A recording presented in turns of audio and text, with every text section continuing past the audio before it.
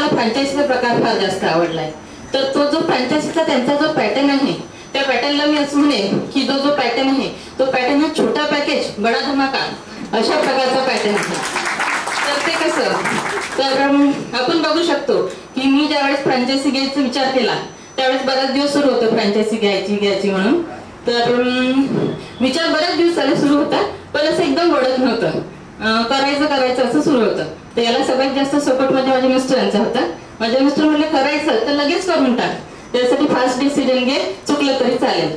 तर मी ते सर्च करताना मला बऱ्याच ठिकाणी लक्षात आलं की आपण जर फ्रँचायझी घ्यायची म्हटली तर बऱ्याच ठिकाणी सगळ्या लेवलला तुम्हाला कशाची फ्रँचायझी घ्यायची असली तर सगळ्या लेवलला ऍट अ टाइम तुम्हाला करावं लागतात आणि त्याच्यासाठी सगळं पेमेंट सुद्धा ऍट अ टाइम करावं लागतं. परंतु YTPL असं नाही. YTPL तुम्हाला छोटा पॅकेज बडा धमाका ही पॅटर्न आहे. म्हणजे तुम्हाला ट्रेनिंग देताना ते सुरुवातीला कमीत कमी किमतीमध्ये आणि कमीत कमी टाइम मध्ये तुम्हाला ते तुमचं टीचिंग बिझनेस स्टार्ट करून देतात आणि तो जर टीचिंग बिझनेस तुम्ही व्यवस्थितरित्या हँडल केला तर तुम्हाला त्याच्यापासून एकदम चांगलं इन्कम सुरू होतं. म्हणजेच तुम्हाला छोट्या पॅकेजमध्ये बडा धमाका मिळतो.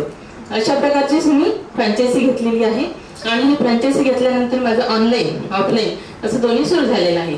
आणि मी ज्यावेळेस ऑफलाईनचा सुरू करायचा विचार केला त्यावेळेस मी वन डेचा त्याचबरोबर मला माझ्या फॅमिलीचा सुद्धा पुष्कळ सपोर्ट आहे.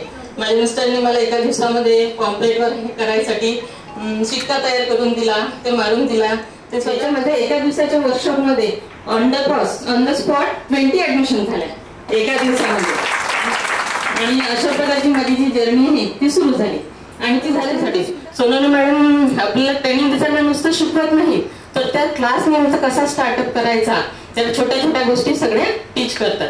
आणि मार्केटिंग करायसाठी सर सुद्धा आपल्याला वेगवेगळे सेशन घेतात. त्या सेशन मधून आपल्याला marketing YTPL is the best platform to startup your teaching business. इतकंच मी बोलते आहे. Thank you so much.